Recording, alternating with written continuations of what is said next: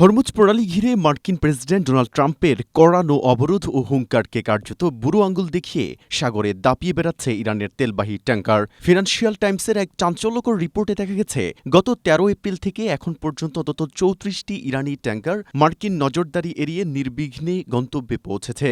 পেন্টাগনের পাহারার চোখ ফাঁকি দিতে ইরানি সুপার ট্যাঙ্কার ডোরেনা এক রোমাঞ্চকর কৌশল অবলম্বন করেছে। লোকেশন ট্র্যাকার বন্ধ করে ঘুটঘুটে অন্ধকারে মার্কিন জাহাজের পাশ দিয়ে বেরিয়ে যাওয়া এবং মাঝ সমুদ্রে তেল অদলবদল করার মাধ্যমে ইরানের এই জাহাজগুলো অবরোধকে স্রেফ কাগজ কলমে সীমাবদ্ধ করে ফেলেছে। হিসাব বলছে, কেবল গত কয়েকদিনেই প্রায় ১,৭,০০,০০০ ব্যারেল তেল পাচার করে তেহরান প্রায় $৯১০ মিলিয়ন আয় করেছে। স্ট্রবেরি সুপার ডটেড ও ক্লাসিক ভ্যারিয়েন্ট সেন্সেশন জাগুক শিহরণ। ট্রাম্পের নো অবরোধের বিপরীতে পাল্টা চাল হিসেবে আইআরজিসি ঘোষণা করেছে যে হরমুজ প্রণালী এখন থেকে সম্পূর্ণ তাদের নিয়ন্ত্রণে। এখন থেকেই কোনো বেসামরিক জাহাজকে এই পথ দিয়ে যেতে হলে ইরানের অনুমতি বাধ্যতামূলক এবং নির্দিষ্ট রুটেই তাদের চলতে হবে। আর ইরানের এই অভাবনীয় কৌশলের কাছে ট্রাম্পের দাপট যেন মাটির সাথে মিশে যাচ্ছে।